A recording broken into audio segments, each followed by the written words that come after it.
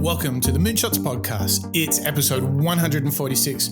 I'm your co-host, Mike Parsons, and as always, I'm joined by the man who is gritty and resilient, Mr. Mark Pearson-Freeland. Good morning, Mark. Good morning, Mike. This is Mark Gritty Pearson-Freeland putting on his grittiest voice ever. How are you doing today? It is gritty indeed. I'm doing well. Are you ready for what promises to be a brand new show, a brand new series, and something we know our audience is going to love?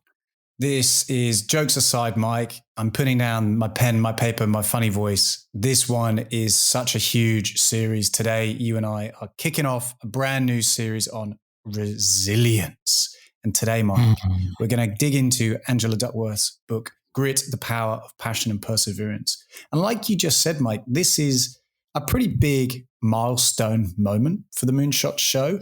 Not only is resilience a topic that comes up in quite a significant amount of the Moonshotters that you and I have learned from in the past, but we've also just come off the back of Carol Dweck's growth mindset last week. We're learning, reminding ourselves about the difference of growth versus traditional mindsets and the power of staying on track and persevering. But also, Mike, we know from our listeners how popular people like David Goggins have been for us in the past. I mean, his story and his resilience just keeps on impressing us, doesn't it? It really does. We know it was a huge hit for you, our listeners. So we are doing a absolute blitz on grit, on resilience in this show. And Angela Duckworth, I love the fact that she has broken it down. She's defined it. She tells us how to do it. She even gives us a nice little test that you, our listeners, can all do so we can see where we stand on her grit score. And what's really great is I think you can leave this show knowing exactly what it takes to succeed. She's going to challenge even some of our premeditated thoughts around genius. There's a lot here. There's a lot of intersections with other people that we've studied, whether it's Goggins, whether it's Sinek, Carol Dweck. So if you've loved any of those shows, and in particular, if you love David Goggins, this show is for you, right, Mark? Yeah, that's totally right. And Angela's history and her past experience is from an academic perspective, Mike. So there's a real note on how our mindsets are naturally incurred to certain directions through, I guess, internal, external environments. But today's show, Mike, is really about practicalities. It's about understanding the difference between talent and perseverance, grit, hard work. It's all about understanding from Angela what the idea of grit really is and how it can affect you and I. And Mike, to kick off the show, where better to start than Angela Duckworth herself telling us what grit is and connecting us again to Carol and her work on growth mindset. So why don't we hear from Angela right now telling us and introducing us into what grit really means. We studied rookie teachers working in really tough neighborhoods, asking which teachers are still going to be here in teaching by the end of the school year. And of those, who will be the most effective at improving learning outcomes for their students? We partnered with private companies asking which of these salespeople is going to keep their jobs and who's going to earn the most money. In all those very different contexts, one characteristic emerged as a significant predictor of success. And it wasn't social intelligence, it wasn't good looks, physical health, and it wasn't IQ. It was grit.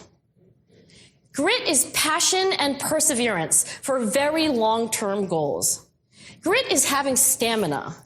Grit is sticking with your future, day in, day out, not just for the week, not just for the month, but for years, and working really hard to make that future a reality. Grit is living life like it's a marathon, not a sprint.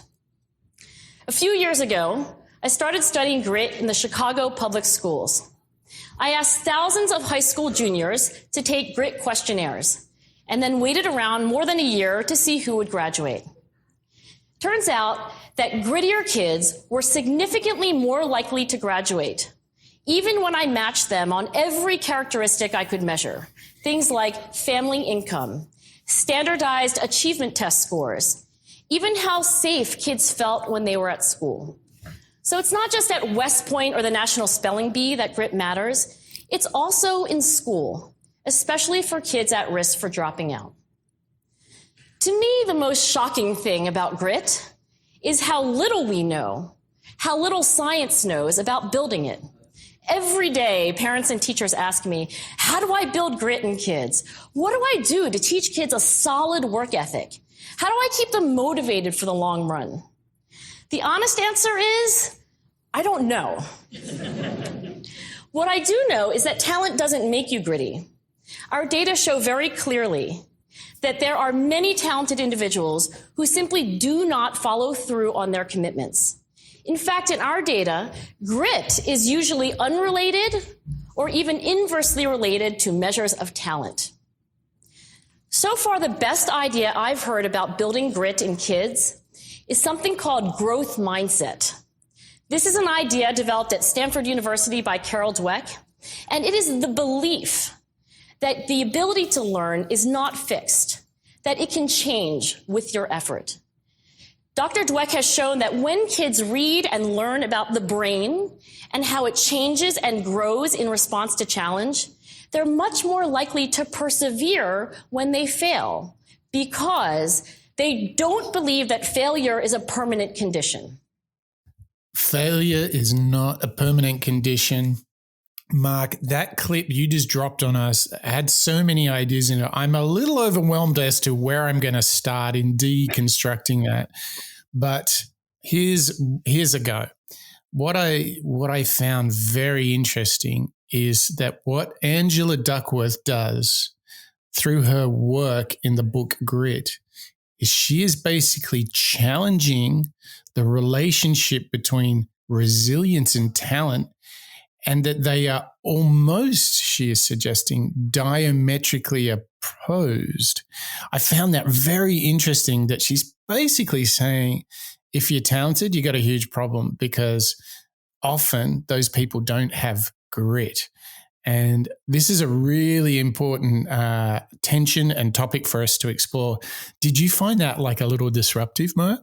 Yeah, I think the usual attitude towards talent would be you're naturally successful and you are very intelligent perhaps, and you can kind of apply yourself, and maybe you've got I went to school with a guy who had a photographic memory and he could look at something once, go to an exam, and he'd be completely fine. But that was a different experience to somebody like me or my friends who had to sit there and kind of learn ourselves and put in that time. And I wonder, and I think what Angela's really breaking down here is the people who went on to graduate from that school and go on beyond that were the ones that put in that most effort. So I think you're right.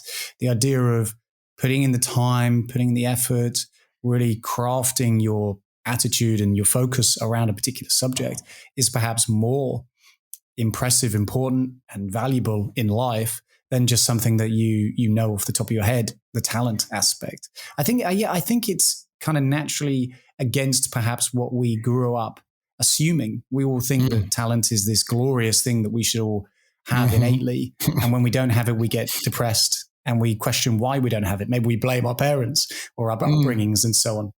But really it's all about, as Angela's saying, your attitude, your conscious decision to put more effort into a certain situation, project, or piece of work. Yeah, I got to admit that I probably, one of my greatest struggles as a teenager was resilience. So, I found myself for the first half of my life, I think, kind of skating through on just a little bit of talent and, just kind of staying out of trouble. I think what was really interesting is it wasn't until the second half of my life until I really made a decision to kind of work hard on my career and work hard on myself that then I discovered I was just no good at resilience. Like at the first sign of trouble, I was out of there, right? Because, oh my gosh, I might fail. So you can look at my teenage years and go, oh my gosh, Mike, how many chances do you want to blow in a short matter of years? Like the patience that my high school showed with me as I continued to show perhaps a little bit of potential in 1, 2, 3, probably about 6 or 7 different things, of which I delivered 0 in the end. Absolutely 0, because I had no grit, no resilience. So this is why, it's so great for me to return to this, because to me, this has been one of the single biggest changes for me in my life. And that's why I'm so excited to get into Angela's work and to reinforce what happened for me after just a whole bunch of time where I just didn't do the work. I didn't persevere. I didn't stick with it. Like if it kind of came a little natural, I'd do a little bit, but did not stick at anything until I had a huge breakthrough at 20 years of age. And let's hope that today, Mark, we can make this show a big breakthrough for our listeners.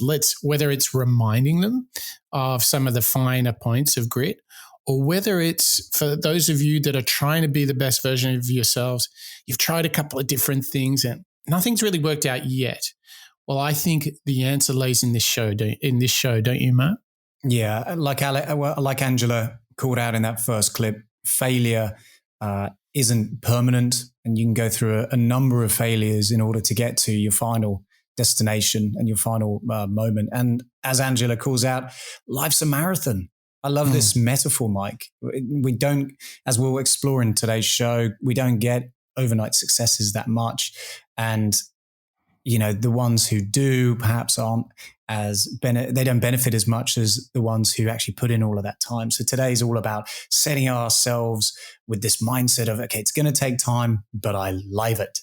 I want that. I want it to take time. Totally.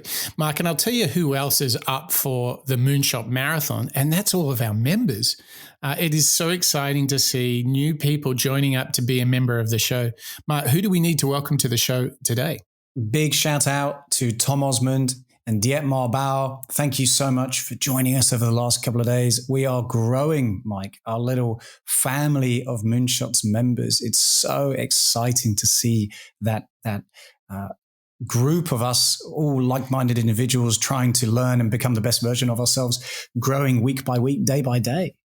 It's truly great. And Mike, if you are considering becoming a member of the Moonshots podcast, what's in it for people? Why on earth would they do such crazy thing? I mean, I'm glad you asked, Mike, because it is a full repository of information, a comprehensive guide for all of our members who join us via www.moonshots.io and click on the member button. You can get access to all of the work that we put into our Master Series. And Mike, it's been a pretty busy couple of months on the Master Series, hasn't it? It has. I mean, we've done shows on motivation, first principles, teamwork, and they are incredibly deep masterclasses that you can access if you become a member, and only if you become a member. So if you are interested in becoming a member, head over to moonshots.io.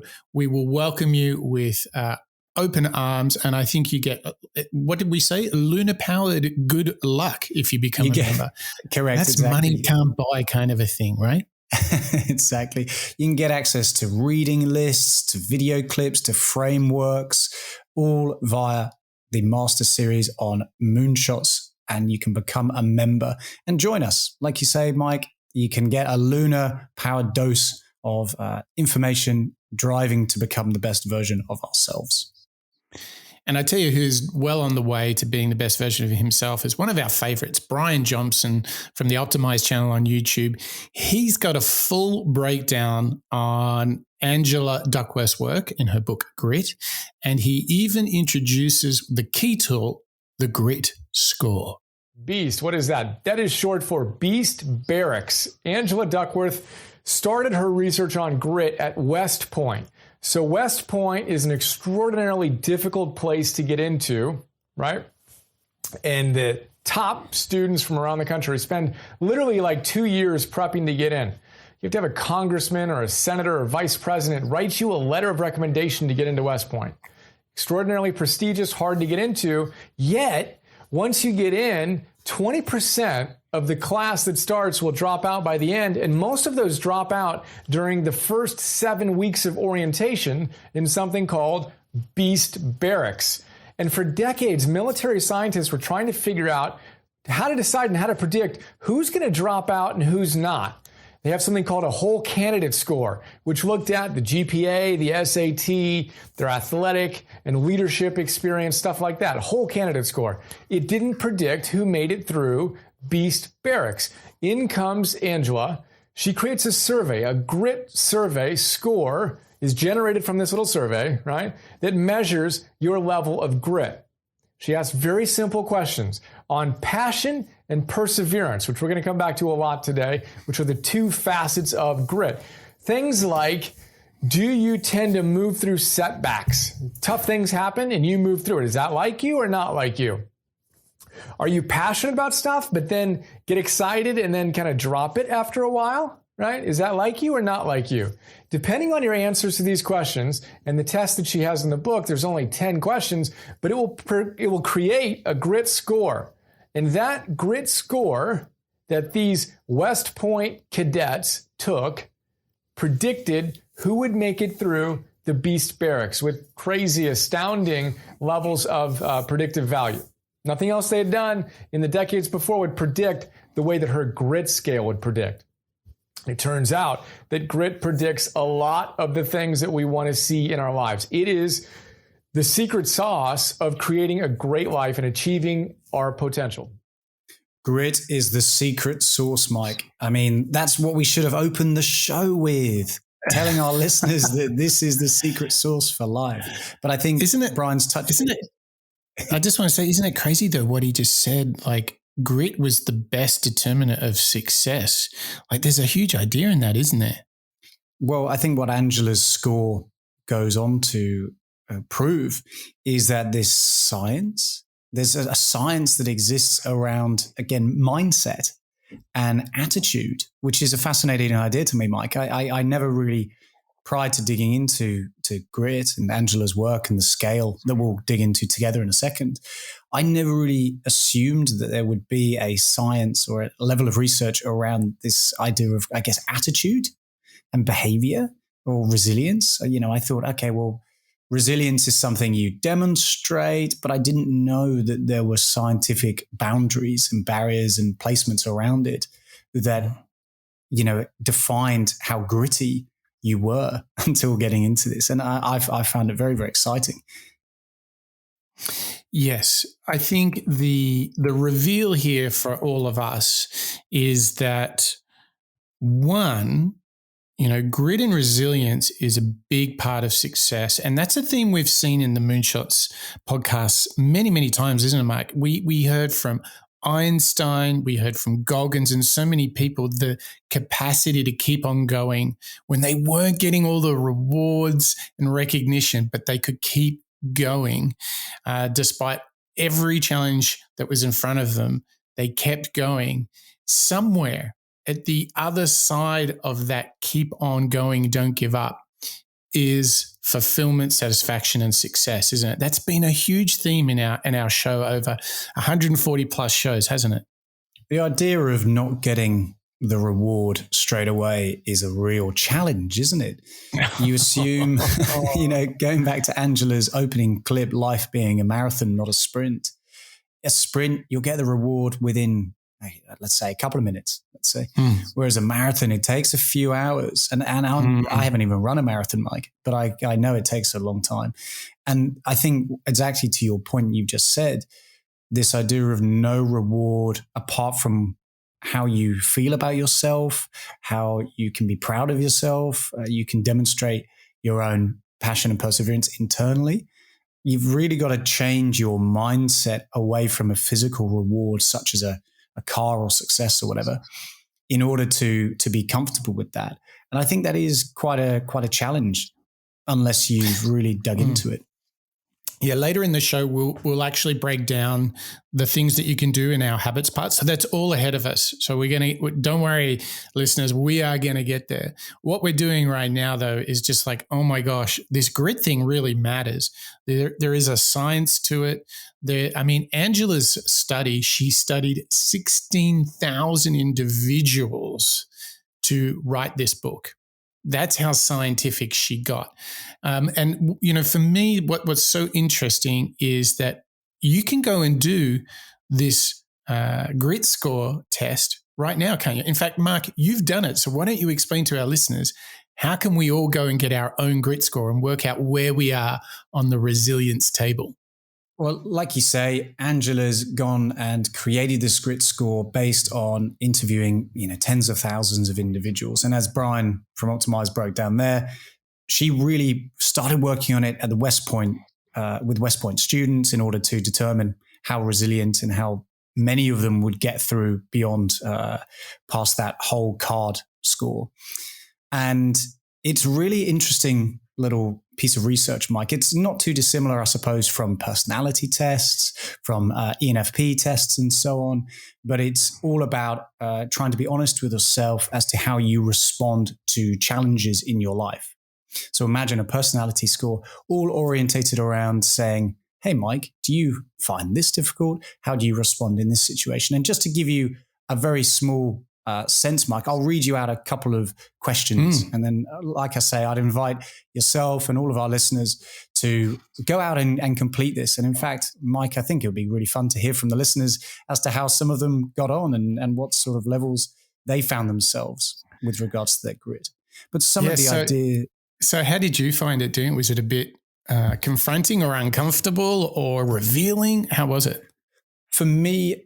So some of the questions that I would struggle with are ones that I don't want to admit to myself are a challenge. You and I, with our work as well as on the Moonshots show, we try to actively practice ways of being, a little bit more resilient and trying to put in time to get the best result out of the project. And sometimes that's all about mindset, isn't it? So actually, as I went through some of these questions in the scale, such as new ideas and projects sometimes distract me from previous ones. And I'd have to scale whether this is like me, not really like me, somewhat like me, very much like me, or all the way like me. I would think, well, I mustn't admit to myself that I do get distracted because I don't want to be distracted. So yeah, it's a little bit of a challenge when you try and sit down and go through it in order to be honest with yourself. So which question was the most challenging for you? I think the hardest one for me, to really be honest with myself, is I am diligent, I never give up, which is number 8, I think, in the score. I'm diligent, I never give up. How much is this like me or not like me? And to be honest, Mike, although I believe I'll stick at a problem, I'll go out during my career and try my best, I'll be working really, really hard, there are times when I will want to give up. And there will be times where I'll try and get distracted. Maybe I'll resent the work or the situation, maybe, or those around me. And I think that's a demonstration or a behavior that's intrinsic with trying to give up, isn't it? You're trying to push everything away. Well, here's the secret, Mark. We all have thoughts of giving up. If it feels any better for you, and in fact, I was talking to a friend of mine that runs triathlons, and he just competed in the world champs on the weekend, came 106th in the world, totally amazing. And we were talking about, when you're running long distances, and he still has thoughts of stopping or slowing down. We all do, but it's a question of how you deal with that thought. And, isn't it good though that something like the grit scale from Angela Duckworth kind of challenges you and provokes you to think about it. And hopefully what we're doing together in this show gives you the capacity to say, yep, okay, I know I'm having these thoughts, but you know what? It must be good to have these thoughts because it means I'm pushing myself, stretching myself. I think that's a whole part of unlocking resilience, isn't it? Saying, oh, it's hurting now. Okay, that's good. And do you remember Joe Rogan said, get comfortable being uncomfortable, right? Just get used to it.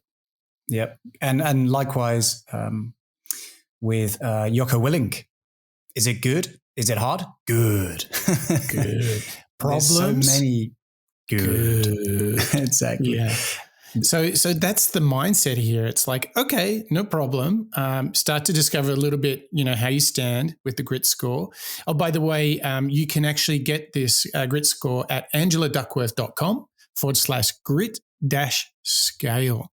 We'll have obviously a link in our show notes, Mark. And where do we hide those show notes? They're available for all of our fans, listeners over at www.moonshots.io, where you can access 145 other shows prior to Angela Duckworth's Grit, as well as all of our show notes, transcripts, links to our videos. You've got access to a plethora of information that all is designed to help you and I and every listener be the best version of themselves. And I tell you what, when you're really pushing yourself, stretching to do something that's maybe a little uncomfortable, do not fall for the trap of thinking it's all about talent. In fact, what Angela's work has uncovered, what her talking to 16,000 people, studying the candidates and the students at West Point, she has discovered that we're all in the wrong headspace. In fact, we're all thinking it's about talent and who you know and what you know. And she's got a very big idea right here, and that is that effort is undervalued. Let me start off by saying that in our research studies, for many outcomes like finishing West Point, grit actually is more predictive than IQ or SAT scores. But I think the real question is not, which is more important or more predictive? What it really is important to do is to highlight the undervalued role of effort. I feel like we live in a culture where we talk about talent all the time. In fact, I once was asked to do a media presentation, and they actually even refer to people as talent, as in, has the talent showed up? Did talent show up to makeup yet? Talent has to be on in 5 minutes. So this kind of obsession we have with, whether we are or are not gifted and talented, whether we do or do not make some talent threshold is misplaced. And if anything, I would hope that my research doesn't necessarily undermine talent, because I think talent exists. I'm not a particularly talented driver, for example. But we vastly underestimate how much effort, practice, time on task really determines ultimate performance.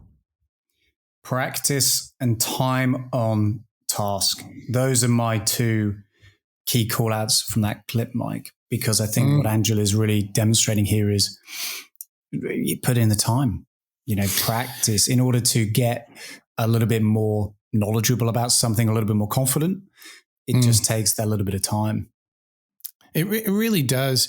And I think what's important here, as I listen to Angela Duckworth talk there, is nothing in our modern day feels like a natural companion to taking time, to running the marathon. It feels like it's inverse. Everything is about the sprint.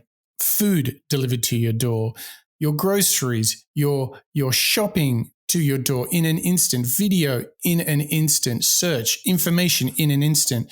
We live in a world of real-time and instant results, and true success, fulfillment, and satisfaction is the complete inverse.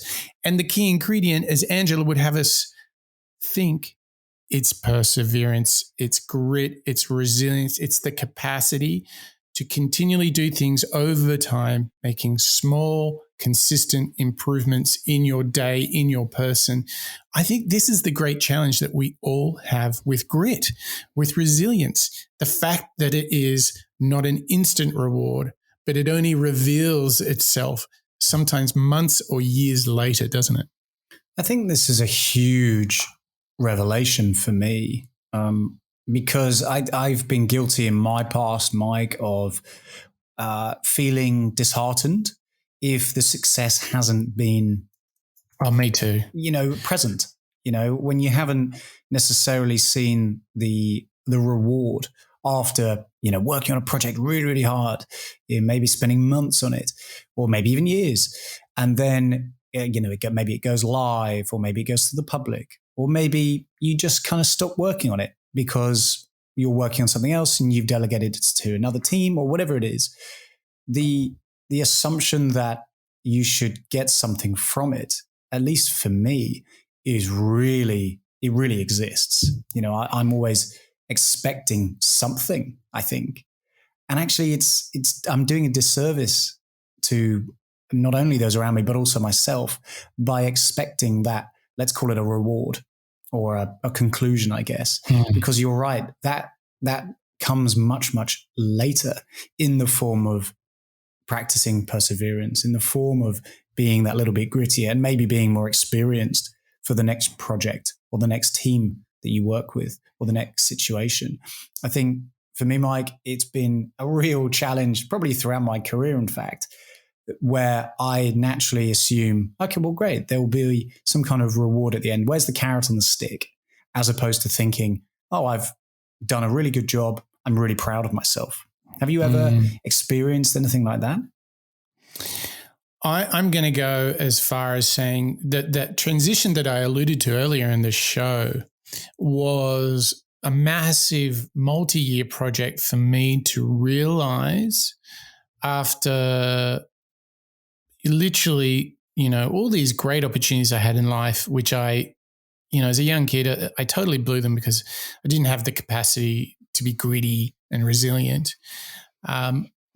Making this transition to celebrating the daily ritual that for sure that over weeks, months, and years will result in something good, not hoping for the quick fix or the catapult moment, but just being truly comfortable with a long-term perseverance and resilience to achieve something. This was a massive transition for me. It was really not something I had. If I had taken the grit score when I was 15, I think I would have got the world's lowest. I would have got the lowest score in history. So I've gradually pulled myself out of that. I would say, to kind of build on your question, having the capacity to know that, for example, waking up in the morning and doing my journal is part of me being a better person, getting better results. Celebrating that rather than being disappointed that I haven't had this massive transformation in 24 hours. That turn has been huge for me. I think I'm still working through that, but I know for sure that I have already appreciated outcomes that have resulted in the decision to work hard and consistently over time. And the great challenge is always when you're not getting the results and you're like, what the hell am I doing? This is crazy. But you have to train yourself and inform yourself, that's okay. Keep going, because not everything, true success and satisfaction do not come instantly at all. And in a strange way, the longer you wait, the better it is. That's right. The longer you wait, the better it is. I mean, Mike, we're at halfway point of the Angela Duckworth Grit episode, and already I'm inspired with Angela's work. I feel already a little bit more comfortable in my own mind around this idea of reward, as well as this perseverance and time that it takes. If anything, I feel a little bit relieved, to hear your stories as well as some of the research and the work that Angela's put in. I feel a little bit more reassured that, well, it's okay if I feel as though there should be a reward, because I'm naturally drawn to it. And in fact, this idea of resilience and practicing it is available for all of us. Yeah. So imagine if you and I were to kind of break it down into those moments that really matter. What I would say, Mark, is when you can say that when I wake up every morning, I'm going to journal. when you can truly build the inner conviction that you know that is the best way for you to start your day, if you know and celebrate that every single day, and if you can be prepared to accept that it will just take time and it will come when it's meant to come, a sense of peace or insight that you're looking for through your journaling. If you can continue to hold on to that steadfast, that I know I'm doing the right thing. I may not be getting the results and the rewards today, but I know for sure it's the best thing I can do in my mornings. If you can hold on to those moments and have strength in those moments, it's okay to know that you will have thoughts of, oh, I don't want to journal this morning, right? Same thing with working out. Oh, I'm a bit tired. If you stick to your guns, if you become steadfast and resolute, that the things you are doing now, if you become gritty and resilient and hold on to the good things that you do and don't sacrifice them, at some point, you can just let go of when's the reward, when's the recognition, and you can just start to enjoy the moment. Wow, I woke up this morning. And like for you, Mark, here's my checklist this morning. I woke up, cold shower, journal, exercise, meditated, breath work, then did the show. I am already having a great day. I did all these things that are essential to my operation. And this is how I started to try and build resilience and grit into my day. So what's something you could do to reinforce your resilience with something that might sometimes bring you to moments where you're like, oh, I'm not getting the results I want. Is there something, is it like working out or something to do with work? Is there something in your life that you know it's the right thing to do, but you sometimes face this sort of, should I persevere question? Yeah, I think the biggest thing right now will be work orientated. You know, it's probably been my focus for a long, long time. I try and actively get a little bit better at the way that I work. But there are many, many moments throughout my career of the last 10 or so years where I thought, well, is this worth all of that work, that hassle? And what I've started to do more recently over the last couple of years through the act of journaling and through the act of talking about it out loud with others. And in fact, Mike, you and I and our listeners on the Moonshots podcast, as I verbalize it and as I write it down, what I'm able to do is notice my behavior patterns when things get a bit tough. So for example, if I am struggling with a difficult decision, or maybe it's a project, or maybe it's something related. Let's say it's all related to work. Let's use that as an easy comparison for a second. The behavior that one might fall into is, well, you start looking for other jobs, or you start looking for the way out. Or, as I sometimes fall into, I look at things that I can buy that then would make me, inverted commas, happier. So what I mean by that, Mike, I'll get into, I'll be thinking, well, you know, this work is pretty heavy. I should really get a new bike. Yeah, a bike. That'll make me feel good. That'll make me feel happy. I can use the bike. I can go on the weekends and so on. And what ends up happening is you then started, for me at least, I start attaching that happiness with a physical thing. A physical element that, you know, costs money and you don't really need. Very natural, right? Very natural. Right? And I think instead what I can do through the act of journaling and talking about it out loud is start to recognize those patterns and think, okay, well, that's okay. It's all right if the mind strays into that area. But the most important thing, much like when you're being mindful and meditating, is to bring yourself back. So bring yourself back to the challenge. And instead of thinking, oh, you want to spend your time researching a bike, well, why not spend the time researching how to do the job a little bit more efficiently, or brainstorming a new skill that might help you in the long run? And instead trying to persevere in this resilience and try and get that little bit better at the job instead of being distracted. That's what I've started to really try and work on over the last few years when there's been so many distractions in the big wide world. Yeah. So let's break that down. Like if we use Angela Duckworth's grit thinking and just some basics that I've learned is I would always say, oh, I'm getting a little bit uncomfortable in my job. This means that I am pushing myself, stretching myself, because you can think about it this way. If work was really uneventful and caused you very little concern or challenge, then just imagine what that would be, right? Just imagine how boring. Yeah. And what it is a proxy for, Mark, you wouldn't be growing as an individual, would you? No, exactly. And I've had times, again, as we all have, careers where things do get, a little bit easy or maybe a little bit boring. And the same behavior happens. You then start looking for other things. But here's how you stop. So you first say, oh, it's okay that I've got a problem. Like Jocko Willink said, problems, good. What you need to remind yourself, and this worked very well for me, okay, I'm really experiencing some challenge or concern about something in my work, but I have to remind myself that that is me growing, because the opposite situation, if there's no events, I would be not challenging myself. If I'm not challenging myself, I'm not growing.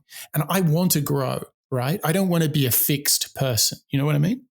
Yeah, exactly. And this is the growth mindset element, isn't it? Once you understand the traditional versus growth mindsets, and Angela was talking about it in our first clip, and I think it really perhaps inspired her for this book of hers with Grit. I think it's such a valuable mental model, Mike. And when you and I touched upon that, both in last week's episode and previous episodes, it's such a huge topic. And I think growth mindset is really the stem of this idea of resilience and grit. And I'm sure we'll come back to it, not only in the rest of today's show, but also in the rest of our resilience series. And what you can see is what Jocko and David Goggins all do is use challenge and hardship as the vehicle of growth. So their success should be a reminder to you, me, and all of our listeners that by saying, good, I'm getting uncomfortable, I'm challenging myself, I'm pushing my boundaries, this is a vehicle for me to grow. So if you embrace life, if you're yes to life and you're yes to growth, and if you're yes to growth and in getting the most out of life, it becomes a natural consequence to say it won't all be roses. There's going to be bumps on the road. And don't for a minute let those bumps get you off course. Travel the road, keep going, persevere, because that's how you can grow. So to me, the greatest moment of really unlocking grit and resilience has been to say, oh, excellent. Just like in a workout, when you go a little harder, heavier weights, or you run faster and it hurts, oh, good. I'm pushing myself. I'm growing. It's okay. So you don't have to, worry if you're a runner. Are you running your personal best? You know that the success and the satisfaction, the fulfillment is in the fact that I'm getting uncomfortable. Getting comfortable with discomfort in your life and knowing that this unlocks your potential. This is, for me, the very heart of what Angela Duckworth is bringing us in her book, Grit. It is hard when you're tired to get up and still work out. It is hard to get up and journal. It is hard, but that's okay. Hard equals good equals growth. If you look at these ancient practices, let's take the blue zones, people who live forever. There's many documentaries on these areas around the world called blue zones.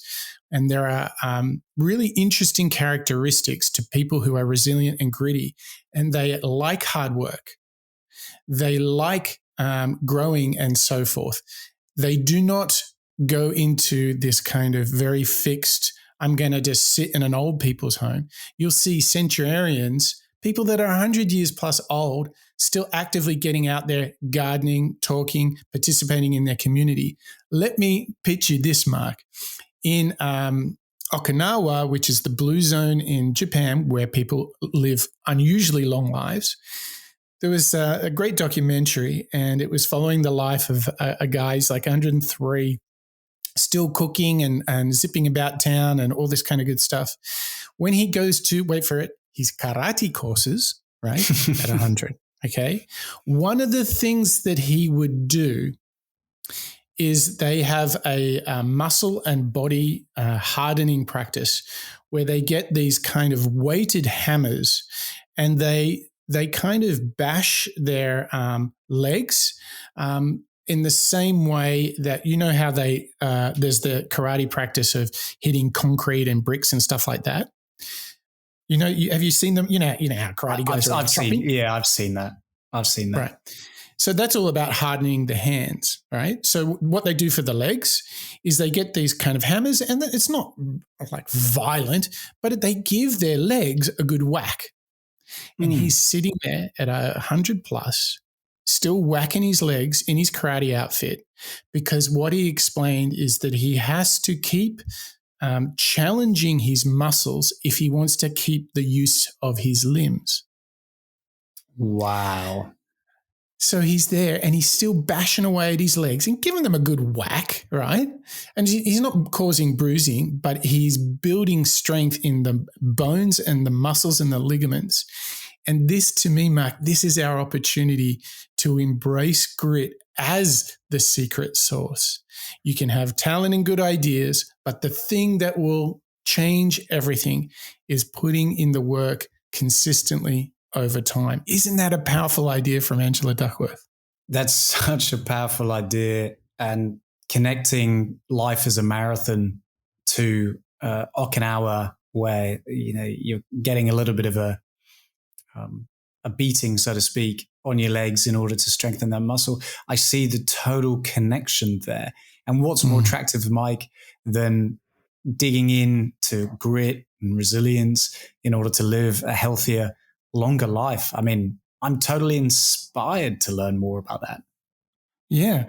And here's the thing, the last argument I'll give you on, like, when we face these moments where we're considering giving up, do we really think, let's say you're working on a project and it's not going well and you're like, oh, I just want to give up, it's too hard.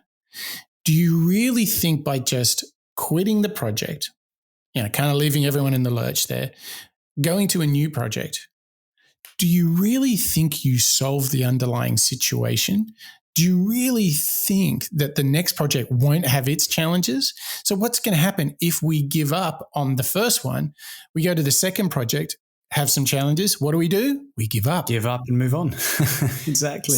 So in the end, the way to thrive is to accept that hardship as a chance for you to grow. Zaha Hadid, who we did, and Mark, we did a show on her. It was really earlier. I'm not sure if you can guess what number her show was, but we did a show on Zaha Hadid, who was a Lebanese-born woman trying to become an architect in post-war Britain. And she said, every obstacle I have overcome to be successful, every obstacle made me stronger. Made me stronger. And you know what? Here we are. Angela Duckworth studied 16,000 students at West Point, and she got the same outcome. If challenges make you stronger, you will succeed over time. How powerful is that, Mark? Turn that weakness into a strength. That was a big clip and mental model from that Zaha Hadid episode, wasn't it? And listeners, if you want to hear more about the Zaha Hadid episode, it is episode number 50, which you can access via moonshots.io, as well as your podcasting app of choice. And what else? I'm totally inspired, Mike. Wow. It's huge. And you can hear why I'm so fired up, because it's been such a huge learning curve for me.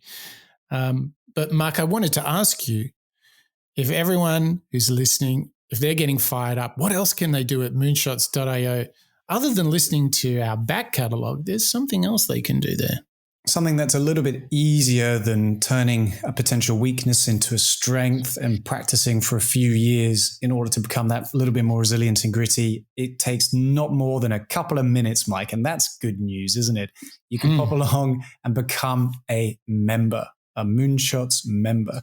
You can pop along to moonshots.io, become a member for as little as $1 a week, and get access to our comprehensive guides on teamwork, on leadership, on first principles, as well as many more to come. You can access reading lists, video clips, an archive of episodes, and just really immerse yourself in this Moonshots way of thinking.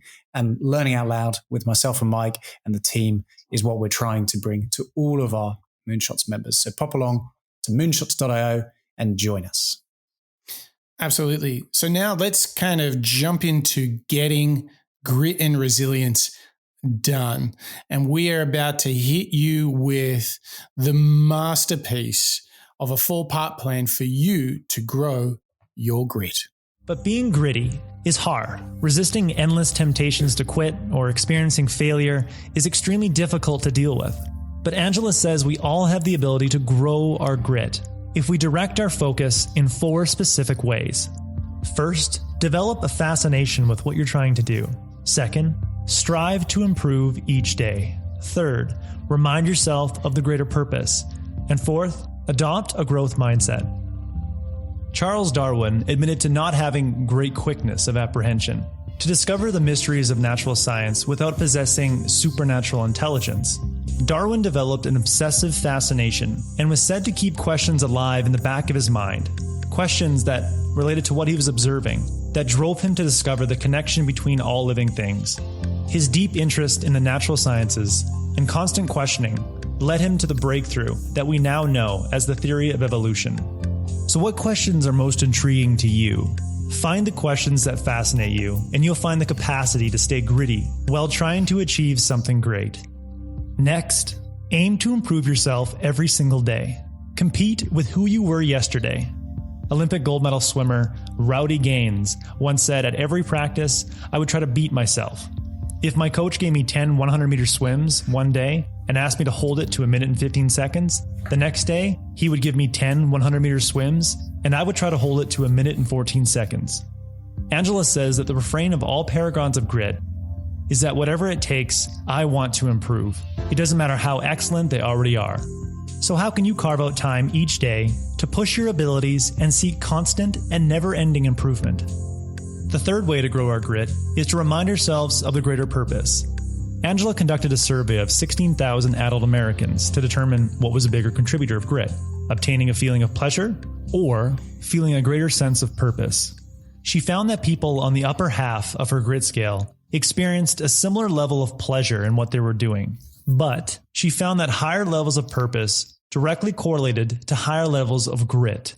Angela says, the most gritty people see their ultimate aims as deeply connected to the world beyond themselves.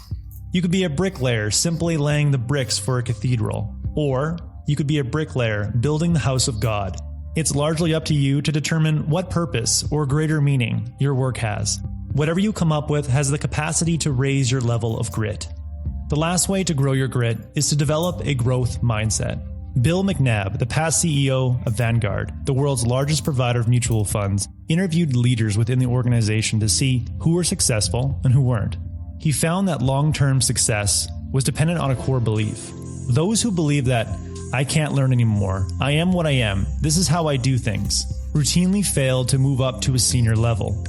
To be gritty, you need to scrap the theory that your abilities are fixed, because it's simply not true. Neuroscience has shown that we have an enormous capacity to change our brains and learn new skills as we get older. The brain is plastic, and you can mold it through sustained effort and experience. Reflect on a time when you started something new that you were scared you couldn't learn, but you actually did.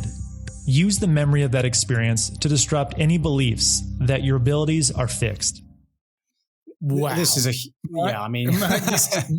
This challenges your other clip, which had like about 10 big ideas in it. This one's the same, isn't it? I know. I think we're both semi-speechless after that.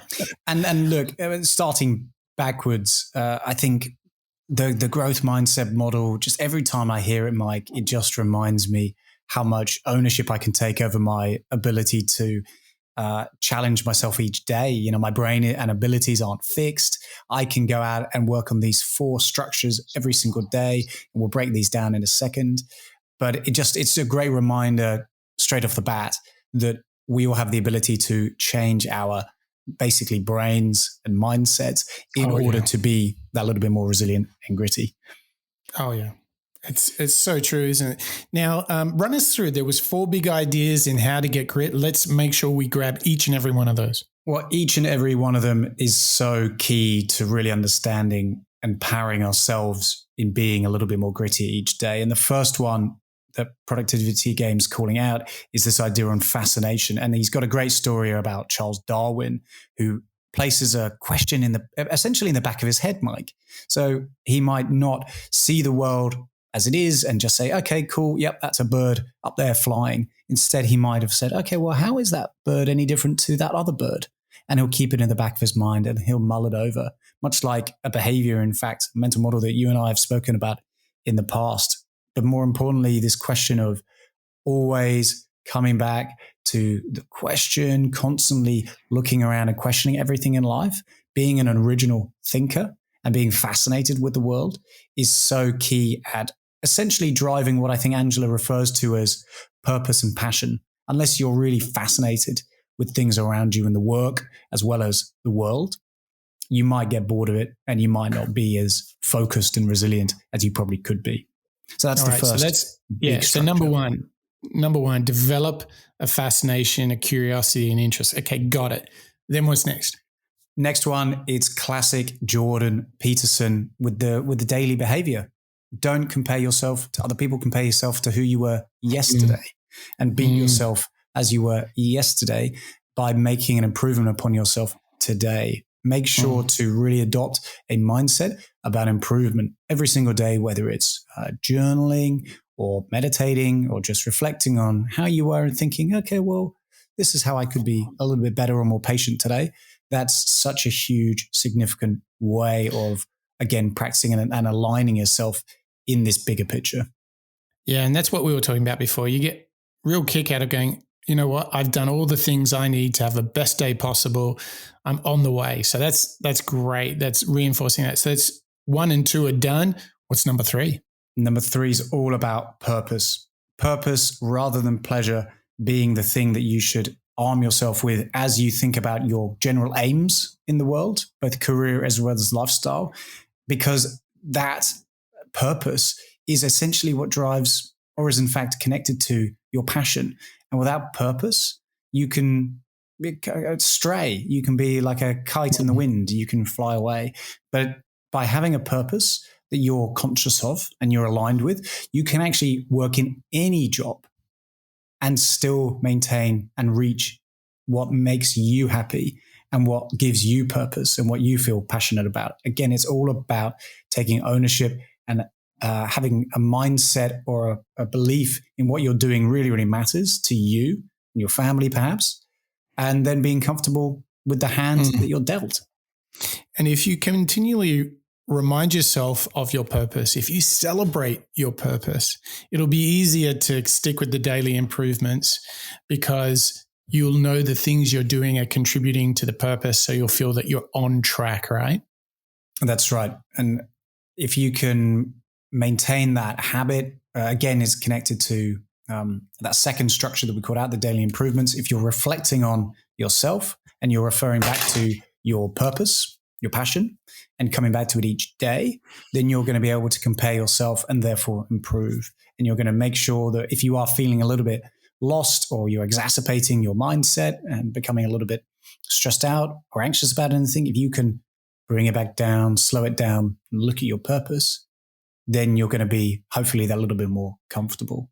And Mike, the fourth one that productivity was calling out for us there was, again, growth mindset, connecting back to Carol Dweck and her great book that we covered last week. And Angela touches upon in the first clip of today's show, having that core belief in the fact that I can go out today and learn.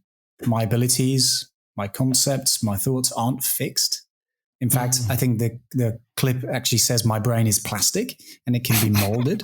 I think it's a really important thing for us all to remember as we go into our day, because look, how many times have you had the perfect day? You know, there's always going to be a little bit of a surprise.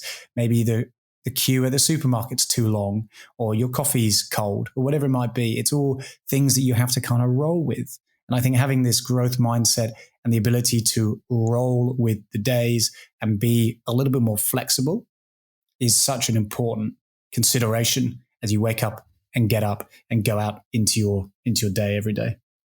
It certainly is. Now, Mark, as we just process through that, we have covered a lot of ground in understanding like life's a marathon. You know, you can get a baseline on where you're at with grit and resilience by doing the grit score test. Don't forget, you know, effort and resilience is the thing that can really change the game. We've got our 4 pillars of achieving it. Just when you thought Angela Duckworth's book, Grit, had no more to give, it was all tapped out, Mark, we have one more idea. And this is actually Brian from Optimize. He's going to go to the very challenging concept to kind of wrap up this show. We're going to look at redefining what we think genius really is. What are we bringing forth as teachers and coaches and leaders? Our genius within. And Angela talks throughout the book. She starts the book and she ends the book and then brings it up throughout about the fact that her father, when she was a young girl, used to say to her, "You're not a genius. You're no genius."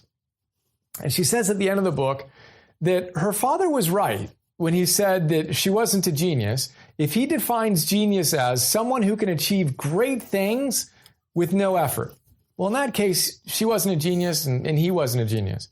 But if you define genius as someone who's willing to show up with passion and perseverance on a goal that matters to them over the long run and to structure their lives and do their best to show up with excellence and to really create something of value in the world, well, then her father was a genius who did extraordinary things, right? And she was a genius. And most importantly, we each can be geniuses. We can bring forth the latent potential within us and actually give our gifts in greatest service to the world.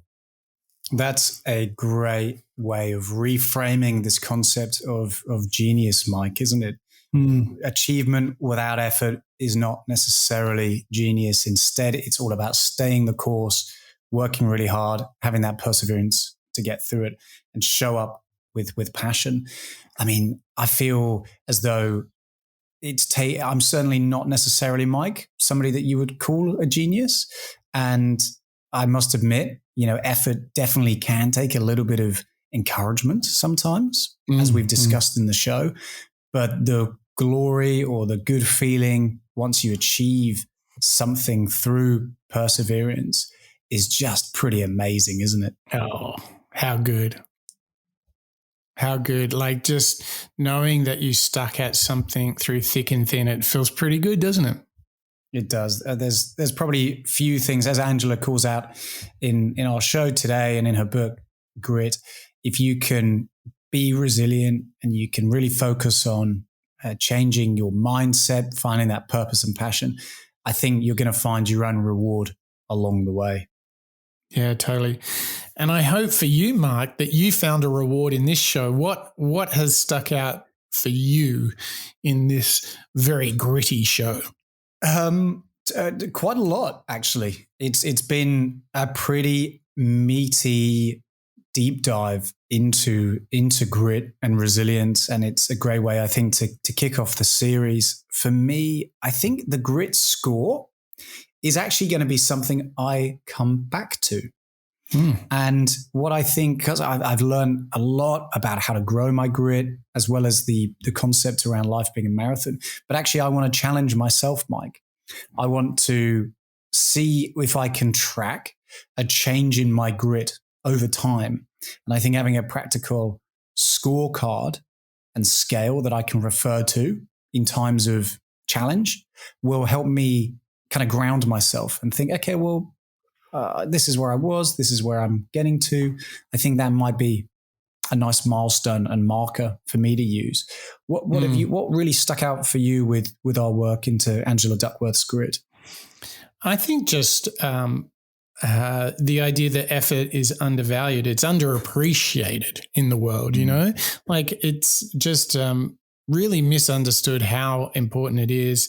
And I think that's why we've seen 2 other shows that we've done, apart from David Goggins, who's the ultimate gritty character. I think Mindset by Carol Dweck and James Clear's Atomic Habits have really struck people, because I think it speaks to the truth that you have to work hard, you have to persevere for the long term, on things that matter in order to bring around the greatest riches of satisfaction and fulfillment, right? Absolutely. Absolutely. Well, Mark, thank you. Thank you for joining me on this very gritty show. And I'm so glad that the grit score has worked for you. And I hope it also worked for our listeners. So thank you to you, our listeners. Today, we started a brand new series with Angela Duckworth's book, Grit, The Power of Passion and Perseverance. And it started with the idea of understanding that life is a marathon and it ain't no sprint. And if you want to know where you are, start with that grit score, a powerful tool to unlock resilience. And know that resilience and effort is vastly undervalued in the world. So go out there and actually give it a good go, because it's going to turn the tide way more than talent. And as you apply yourself to the world of being gritty and resilient, there's 4 key aspects. Develop a curiosity, a fascination, improve daily, remind yourself of your purpose, and go out with an open growth mindset. Do all of these things and you will achieve your own excellence. You will define your own genius. And that is what we're here to do on the Moonshots podcast. That's a wrap.